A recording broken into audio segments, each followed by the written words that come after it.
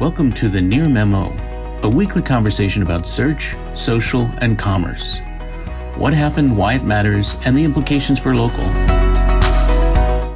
And here we are again for episode 76 of the Near Memo with David, Mike, and Greg, where we talk about local search, commerce, social media, and other stuff as it interests and excites us. And today we're going to be talking about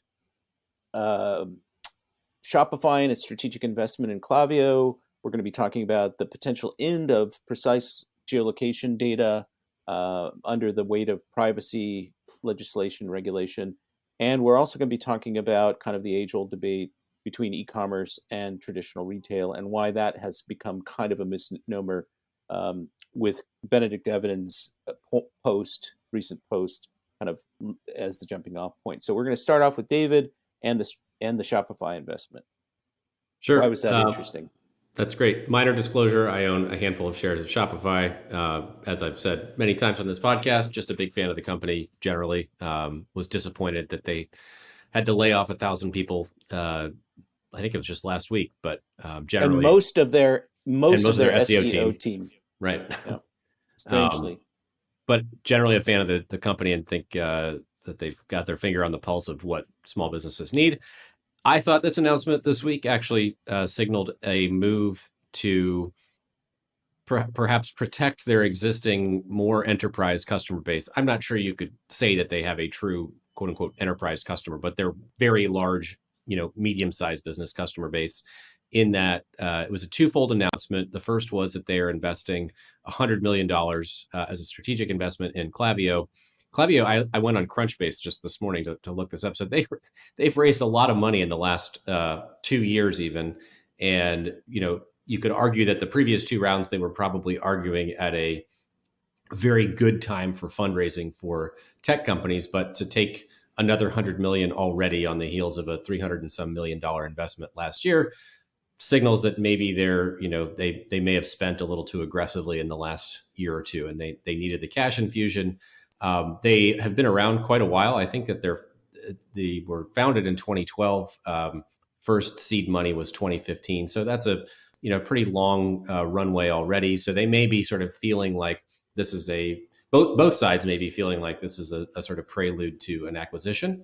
So that was the first piece of the announcement. The second piece was that that Shopify now will sort of give Klaviyo preferential treatment for presumably things like marketing automation and email marketing within their Shopify Plus customer base, app store, or what have you. And so that is, again, another indication of sort of Klaviyo's market is a little bit more upstream of the typical, what we sort of probably perceive as the typical Shopify customer. I have helped a number of merchants, probably around a dozen merchants, get set up on Shopify in the last 2 to 3 years. I think it's an excellent platform. I think that their default email product actually is quite good. They released it maybe 2 or 3 years ago, and it is very simple to use. Pulls directly from not just content, but also the theme that you're using within Shopify to build the emails. It's a very easy, great user interface, and of course the audience segmentation is sort of baked in by default to what customers have bought from you on Shopify. So I think that they're maybe saying, okay, we have two different customer bases here. We have the very small merchants for whom that our existing product is a great fit, and our larger merchants at the same time need something a little bit with a few more bells and whistles. And we're not going to sort of try to combine both customers into the same email marketing automation product. We're going to say, no, actually Klaviyo is a better solution for these larger customers. So I personally like the strategic decision. Can't comment on the finances. I have no idea, whether that's a smart move or not. But I think from a strategy standpoint, I think it was a really good move by Shopify. And I think Klaviyo probably will appreciate the access to a fairly sizable base of sort of larger customers that are in Shopify's network. Well, this feels to me like they're moving in together as a unmarried couple, as an unmarried couple, as a prelude to an engagement in marriage, or this is the engagement. That's perhaps the better analogy. And the layoffs were the old girlfriend, or what? doesn't speak well of Shopify's opinion of SEO, I guess, Mike. But yeah. Well, so I would just add, by way of context, I mean, Klaviyo's sort of core product is email, right? And then there's some stuff built around it. Personalization in particular, like personalized offers via email and also SMS. Yeah. Right. So if you do any research on marketing automation companies, in air quotes, you find that there are 200 companies that use that language in their promotional material. It's a very, very, very crowded. Lots of all-in-one marketing automation companies, both for the SMB space and enterprise. Very, very crowded space. And so I think these guys are, this looks like a prelude to an exit, probably, and can't come too soon, because I think just kind of breaking through. There are companies that are doing very well, but breaking through is very hard.